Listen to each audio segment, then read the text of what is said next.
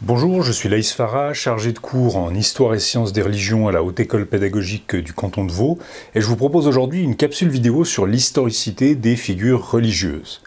En effet, quand on fait de l'histoire des religions, n'y a-t-il pas de risque à présenter l'islam dans une perspective purement musulmane, le christianisme dans une perspective purement chrétienne, et donc omettre tout ce qui pourrait heurter ses sensibilités religieuses, se retrouver avec des portraits trop positifs, idéalisés, et simplement recracher leurs récits traditionnels sans critique. Quand on présente les récits traditionnels, à savoir les récits fondateurs des différentes religions, en effet, historiquement, on ne dispose généralement pas de preuves que ces récits se sont déroulés tels qu'ils sont racontés. Parfois, les traces historiques qu'on a rendent même ces récits plutôt improbables. Mais si on accepte la perspective pessimiste d'un Paul Venn, l'explication historique reste toujours un récit, même si son intrigue se dote de règles plus exigeantes. Et donc si on prend trop de pincettes, trop de précautions, ne risque-t-on pas d'abolir la frontière entre un mythe et un récit historique? C'est précisément là que le rapport entre discours éthique et émique, discuté dans une capsule précédente qui était spécifiquement dédiée à ce thème, peut aider à faire la part des choses. Je ne vais pas forcément insister, revenir dessus, répéter les adjectifs éthique, émique toutes les deux phrases, mais vous allez voir un rapport évident avec ces catégories. Prenons ainsi trois exemples, l'Exode dans la Bible, la biographie de Jésus et les débuts de l'islam, pour voir dans la pratique comment cette partition s'impose à l'enseignant. Par exemple, donc, le livre de l'Exode dans la Torah raconte la sortie des Hébreux hors d'Égypte sous la conduite de Moïse et contre la volonté de Pharaon. Le pharaon en question n'est pas nommé, mais il y a eu diverses tentatives de l'identifier à des pharaons historiques, très souvent à Ramsès II au XIIIe siècle avant notre ère. C'est ce que font la traduction œcuménique de la Bible ou la Bible de Jérusalem, et bien sûr dans la culture populaire, le film classique Les 10 Commandements et le dessin animé Le Prince d'Égypte de DreamWorks, que vous connaissez peut-être. Il y a aussi une forme de chronologie longue qui remonte l'événement au XVe siècle avant notre ère. Mais donc si vous cherchez des informations dessus, vous risquez de voir l'Exode présenté comme un fait historique, indiscutable, fondé par des preuves concrètes, et de le répéter ainsi. Mais ce n'est pas du tout le consensus. En fait, on tendrait plutôt à penser que Moïse et les patriarches avant lui ne sont pas vraiment des personnages historiques. D'autres angles ont été tentés pour ancrer l'Exode dans une réalité historique, ainsi par référence aux autres versions de cette histoire qui semblaient circuler dans le monde gréco-romain. Mais ce que ça nous montre surtout, c'est que déjà à l'époque, la datation de l'Exode était incertaine et qu'on essayait de la connecter à tel ou tel pharaon avec plus ou moins de logique, comme on le fait aujourd'hui en fait. Et de nombreuses théories modernes, plus ou moins rigoureuses, essayent d'historiciser l'Exode suivant les mêmes lignes. Comme ces reconstructions utilisent des méthodes qui ont l'air historiques, on pourrait les voir comme plus objectives, plus historiques que la version traditionnelle, et donc la présenter en classe car elle serait plus neutre entre guillemets. Et c'est là que bien situer les discours éthiques et émiques et se rappeler pourquoi on les présente permet aussi de garder le nord et de ne pas tout mélanger. On présente le fait religieux pour le comprendre, et à ce titre, ce qui importe dans l'Exode, c'est le sens, la symbolique qui est attachée à ce récit par les croyants et pratiquants aujourd'hui. Dans le judaïsme, où l'Exode est commémoré lors de la fête de Pessah notamment, ou bien dans sa réinterprétation par les chrétiens. Par contre, ce n'est pas notre rôle de prouver l'Exode, de choisir une reconstruction et affirmer qu'elle serait la vérité vraie, ou au contraire d'essayer de prouver son inexistence. En plus des aspects polémiques, partisans et du manque de rigueur qui peut venir avec, ça ne nous permettrait pas vraiment de mieux comprendre le fait religieux aujourd'hui en fait. Deuxième exemple très débattu, l'historicité de Jésus. Les récits traditionnels de la vie de figures religieuses comme Bouddha ou Jésus sont parsemés d'événements miraculeux qui sont hors de portée d'un discours scientifique, puisque par définition, ils enfreignent les règles qui gouvernent le cours normal des choses. Et c'est précisément en cela que ce sont des événements remarquables. Il est donc approprié quand on en parle d'utiliser abondamment du discours rapporté, d'après la tradition, ou bien le conditionnel, il se serait passé ceci ou cela. Mais est-il légitime de restituer ces récits simplement en les prenant avec des pincettes? Ne pourrait-on pas proposer une perspective plus critique? Le même problème que pour l'Exode se pose. Bart Ehrman, un spécialiste du Jésus historique, présente le problème ainsi. Si on accepte les sources chrétiennes qui sont évidemment motivées et qui ont été travaillées au fil du temps, il n'y a pas de preuve historique directe de l'existence de Jésus. Cependant, c'est le cas pour l'essentiel des habitants de la Palestine à cette époque, y compris des personnages qui auraient dû laisser davantage de traces que Jésus. Les savants qui ont proposé des reconstructions ont proposé tout et son contraire. Était-il un révolutionnaire politique qui voulait inciter les masses en Israël à un soulèvement violent contre leur suzerain romain, à un ancien philosophe cynique? Était-il parfaitement intégré au judaïsme de son temps, ou bien était-il en rupture radicale, etc., etc. Tout et son contraire a été proposé. Le consensus historique ne peut donc se limiter qu'à un portrait en très gros traits. Pour le citer, malgré cet énorme éventail d'opinions, il existe plusieurs points sur lesquels pratiquement tous les spécialistes de l'Antiquité sont d'accord.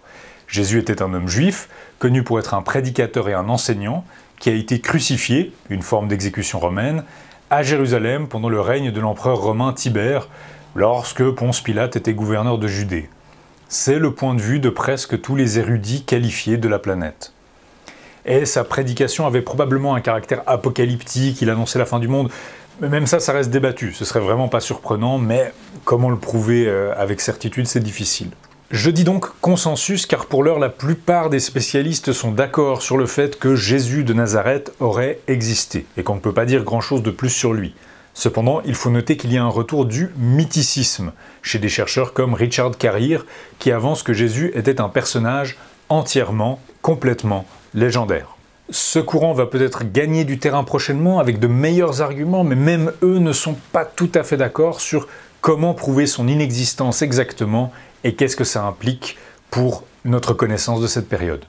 Comme troisième exemple, prenons le récit des débuts de l'islam. D'un côté, on a envie de dire qu'avec les conquêtes arabes, l'islam est né en pleine histoire, comme le disait Ernest Renan.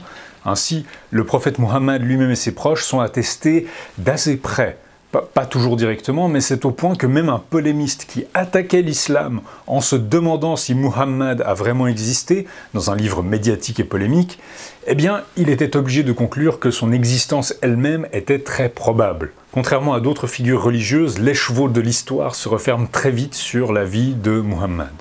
Mais la discussion critique et historique de ce contexte pose quand même de graves problèmes. D'abord à cause de la violence qu'elle peut susciter, mais aussi parce que les études critiques autour de l'islam, des Nöldeke et Goldziher, disons, n'ont pas atteint le même stade de maturité, disons, et n'ont pas vraiment formé un véritable consensus. Certains travaux ont présenté des versions alternatives, très différentes du récit traditionnel. Pensons à Patricia Crone, qui relativise l'importance de la Mecque comme centre de commerce, déplace la naissance de l'islam plus au nord, carrément en Palestine, et affirme même qu'au départ il se serait agi d'un mouvement messianique juif très influencé par le christianisme syriaque. Et tout ça aurait ensuite été réécrit au fil du temps. Ces théories alternatives et celles d'autres chercheurs changent radicalement la chronologie et le développement de l'islam et ne font vraiment pas consensus auprès de tous les chercheurs, au point qu'elle-même a critiqué et renoncé à certaines théories qu'elle avait présentées. On aurait quand même besoin, se dit-on, d'un discours historique. Il y a des tentatives de compilation, de consensus, par exemple avec le Coran des historiens en 2020. Mais l'actualité du champ est encore animée par les théories qui proposent la réécriture la plus radicale possible des débuts de l'islam, mais qui seront incompatibles les unes avec les autres. Pour prendre quelques exemples, Luxembourg prétendait éclairer certains passages obscurs du Coran en les voyant comme un héritage du christianisme syriaque qui aurait été réadapté et peut-être mal compris. Ainsi, les houris aux grands yeux dont parle le Coran, qui attendent les fidèles au paradis, ne seraient pas des femmes. Sa traduction révisée en fait des grappes de raisins blancs. Et avec une métaphore mal comprise, ces grappes de raisins blancs seraient devenues les yeux de ces belles femmes. Ce factoïde a eu beaucoup de succès et est encore répété aujourd'hui. On aime peut-être cette idée des arabes lubriques qui transforment d'innocentes grappes de raisins en femmes sensuelles. Mais c'est un peu trop beau pour être vrai et en fait la plupart des spécialistes ne sont pas convaincus. Georges Boas pointe des problèmes de grammaire et d'interprétation, mais aussi de symbolique. Dans le christianisme syriaque, le raisin n'y est jamais blanc, mais rouge, notamment parce que ça représente le sang de Jésus. Et d'ailleurs, l'idée de l'ascète, qui se prive pendant sa vie mais qui est récompensé dans l'au-delà par la présence de femmes, se trouve dans le christianisme, notamment dans un texte copte qui doit probablement être plus vieux. Donc pas besoin de supposer un malentendu. Autre exemple, traditionnellement, la sourate de l'éléphant est interprétée comme parlant d'une expédition du général Abraha en Arabie. Alfred Louis de Prémar a suggéré qu'elle devait en fait faire référence à un récit sur Ptolémée IV qui persécutait des Juifs, notamment en les faisant écraser par des éléphants. Mais finalement, ils sont sauvés par un miracle. Mais pour Christian Robin, le croisement de divers matériaux historiques sur les expéditions d'Abraha rend l'attribution traditionnelle relativement plausible. Abraha a des connexions à l'Éthiopie où les éléphants pouvaient être utilisés de façon un peu somptuaire pour impressionner les gens, et il a fait de nombreuses expéditions en Arabie dont il reste des traces. Donc l'idée qu'il aurait pu utiliser un éléphant pour rendre une de ces expéditions plus impressionnante n'est pas du tout impossible en fait, même si on regarde ça de façon détachée et purement historique. En outre, certaines de ces théories demandent de rejeter des données qui ont émergé entre-temps. Par exemple, les théories de Wansbrough sur le fait que le Coran aurait été compilé très tardivement. Une théorie qui n'est pas aidée par les datations au carbone 14 qu'on a fait des manuscrits du Coran depuis. Ces datations elles-mêmes pourraient être débattues, bien sûr, mais ça fait quand même un élément qui ne va pas vraiment dans son sens. Ou bien, une autre théorie va s'appuyer sur le fait que le nom Muhammad ne pouvait pas exister en arabe et doit être un calque d'une autre langue, ce qui pourrait être le prétexte pour des réécritures très étendues sur les débuts de la religion musulmane. Mais on a trouvé une inscription arabe en script sabaïque qui semble contenir le terme. Et en fait, on est en train de cataloguer de très nombreuses inscriptions du désert, d'anciens textes arabes gravés, par exemple les travaux de Ahmad al-Jalad. Et ce que tous ces textes signifient pour l'histoire de la langue arabe et de la région n'a pas encore été complètement digéré, en fait. Ce genre de perspective est certainement très intéressant, et c'est le rôle de l'historien de batailler pour déterminer ce qu'on sait vraiment et comment on le sait. Mais si le champ est truffé de théories hypercritiques, assez spectaculaires ou provocatrices, mais qui sont rarement compatibles entre elles, qu'il n'y a donc pas de véritable consensus scientifique, et que pour maîtriser vraiment ces discussions complexes, il faudrait avoir une compréhension experte des langues du Proche-Orient dans l'Antiquité tardive, donc l'arabe, le syriaque, l'éthiopien, etc., alors on ne peut conclure que malheureusement, ces discussions sont en l'état hors de portée de la plupart des enseignants et encore plus des élèves de l'école obligatoire. Et encore une fois, qu'elles n'aideraient pas véritablement à comprendre l'islam tel qu'il existe. Les mêmes problèmes discutés se présenteraient avec Bouddha ou d'autres figures religieuses. On risquerait de présenter historiquement des récits qui ne le sont pas, et quand des chercheurs externes essayent de réécrire cette histoire, on aura de la peine à faire le tri dans les versions qui sont proposées à la place. Bref, la perspective critique, éthique, a certainement une place dans l'enseignement du fait religieux, pour qu'il ne se limite pas à récapituler des dogmes et des récits traditionnels qui d'ailleurs seraient eux-mêmes controversés dans leurs traditions respectives. Mais, cependant, la présentation des figures religieuses peut toujours être enrichie par le contexte historique, géographique, du développement de ces religions. Que ce soit le Proche-Orient ancien, la Palestine romaine, pour le judaïsme et le christianisme, les conflits au Proche-Orient entre byzantins et sassanides pour l'islam, ou l'histoire religieuse de l'Inde pour les religions indiennes. Mais il importe de le faire avec exactitude, et de se rappeler pourquoi on examine le fait religieux.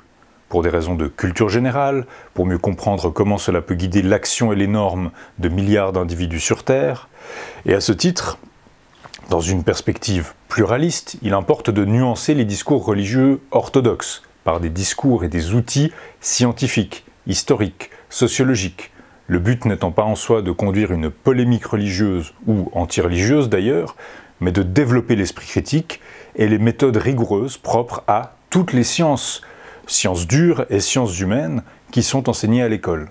Ce qu'il faut prendre en compte pour les figures qu'on a examinées ici, c'est également qu'elles ont un degré d'historicité variable, qui change forcément la perspective qu'on peut avoir dessus.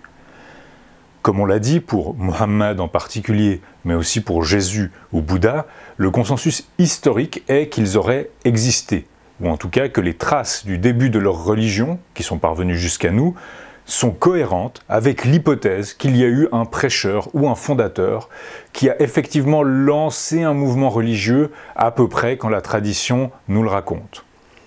La comparaison d'autres mouvements religieux au fil de l'histoire nous montre que sociologiquement, psychologiquement, ce sont des dynamiques qui existent. C'est une hypothèse qui en soi est une explication plausible. Il y a des mouvements religieux qui sont créés par des figures charismatiques qui s'attirent des adeptes qui les entourent ensuite. Bien sûr, encore une fois, ça ne veut pas dire que tous les récits qu'on rapporte sur eux, dont beaucoup ont des traits fantastiques ou légendaires, seraient parfaitement fondés, bien sûr que non. On peut broder des légendes sur une figure qui a vraiment existé. C'est d'ailleurs souvent la norme dans l'histoire ancienne en général, pas seulement pour les fondateurs de religions. Si on prend des personnages, disons, parmi les personnages les plus historiques ayant existé, Alexandre le Grand est un personnage parfaitement historique. Difficile de faire plus historique. Ses conquêtes ont eu un impact énorme sur l'histoire du Proche-Orient jusqu'à l'Inde. Mais très vite, on a construit toute une légende autour de lui, avec des événements parfaitement fantastiques, qui se sont perpétués au Moyen-Âge, tant dans le monde musulman que dans l'Europe chrétienne, on se racontait ces légendes. Jules César est un personnage historique aussi, mais sa biographie telle qu'elle nous a été transmise ne manque pas d'anecdotes qui ont l'air un peu trop belles pour être vraies. Et on en dira autant de la plupart des empereurs romains qui lui succèdent. L'histoire à l'époque n'est pas envisagée comme le récit objectif des événements fondés sur des preuves, mais une histoire édifiante qui aurait un but moral ou d'édification par exemple. Et même les religieux font un tri dans les traditions qu'ils transmettent. Il y a 4 évangiles canoniques de Jésus qui racontent différentes versions de sa vie, et des dizaines d'évangiles apocryphes qui n'ont pas été retenus pour authentiques. Dans les milliers de hadiths rapportant des épisodes de la vie de Muhammad ou rapportant ses paroles, il y a très peu de chances que tous soient vrais, la tradition elle-même considérant que certains sont moins fiables, font moins autorité, que leur transmission serait moins certaine. Et l'historien appliquera certainement un tri encore plus critique. Mais ça, c'est une extrémité du spectre, une figure probablement historique, avec un grand nombre de récits religieux dessus qui ne sont pas eux-mêmes historiques, ou en tout cas, les méthodes historiques ne permettent pas de le prouver. L'autre extrémité du spectre serait une figure plongée dans un passé tellement reculé qu'elle n'a au contraire pas de contexte historique. Par exemple, Adam et Ève, qui seraient les premiers êtres humains créés par Dieu le 6e jour du monde, le 6e jour de la création du monde. De la même manière qu'autour de Damas, depuis longtemps, on peut vous montrer le lieu exact où Caïn a tué Abel, eh bien certains croyants prennent ça très littéralement. Ils calculent même le jour précis où cette création du monde se serait produite. Le calendrier juif décompte ainsi les années à partir de la date traditionnelle de la création du monde, il y a 5784 années, nous sommes donc en l'an 5784 du calendrier juif, et d'autres calculs ont été proposés. Pour James Ussher au XVIIe siècle, le monde a été créé le 23 octobre 4004 avant notre ère, le soir pour être précis. Plusieurs calculs concurrents ont été proposés, tous plus précis les uns que les autres. Là, ce ne sont pas seulement les données de l'histoire et de la préhistoire que cette chronologie contredit, mais toutes les preuves issues de la géologie et de l'astronomie qui montrent que la Terre et l'univers en général sont apparemment beaucoup plus vieux, peuvent être expliqués empiriquement par des phénomènes qui s'étaleraient sur un temps beaucoup plus long, qui se compte en milliards d'années. Et bien sûr, les preuves de l'évolution biologique de l'être humain qui indiquent une autre origine pour notre espèce. Et comme le dit Thomas Römer dans un de ses cours, au sujet de l'histoire de Caïn et Abel, d'un côté, quelque part, Caïn et Abel, c'est une histoire qui ne s'est jamais produite. Mais d'un autre côté, un homme qui envie son frère et le tue, c'est une histoire qui s'est produite des milliers de fois, des millions de fois, qui exprime quelque chose sur l'origine de la violence. De la même manière, l'histoire d'Adam et Ève, leur expulsion du Jardin d'Éden, a un contenu moral et philosophique significatif pour ceux qui la racontent, mais on ne peut pas traiter ces protagonistes comme des personnages historiques qui auraient laissé des traces matérielles de leur existence. Mais ce n'est pas parce qu'une histoire n'est pas historique qu'elle ne peut pas contenir une vérité philosophique, un sens pour les gens qui la racontent. Et sur cette échelle du temps, Moïse se situe donc entre les deux. Personnage composé de traditions multiples, il est inséré par la Bible dans un contexte historique, celui de l'Égypte pharaonique. Peut-être l'Égypte des Ramessides, de la dynastie de Ramsès, mais il n'existe pour le personnage de Moïse aucune preuve historique de son existence. Au point que cette perspective éthique extérieure a parfois consisté à prétendre qu'il y a eu deux Moïse qui ont été combinés, comme Freud, ou bien à affirmer que la mer Rouge a bien été fendue en deux, mais qu'il s'agissait d'un simple phénomène volcanique, comme le dit Max Weber. Mais bien sûr, ce sont des théories. Ce n'est pas parce qu'on a imaginé un mécanisme qui aurait produit cette histoire que ça s'est bien passé comme ça. Cet angle éthique extérieur, qui invoque des arguments rationnels, ne vient pas ici nuancer la perspective littéraliste. Au contraire, les données objectives et les spéculations sont invoquées pour muscler un récit auquel on ne croit plus littéralement, pour lui conférer la réalité qui lui manque avec un aspect scientifique. Mais bien sûr, on ne rend pas une légende historique en saupoudrant un peu de science par-dessus. Je vous laisse donc là-dessus et j'espère que ça vous aura donné matière à réflexion.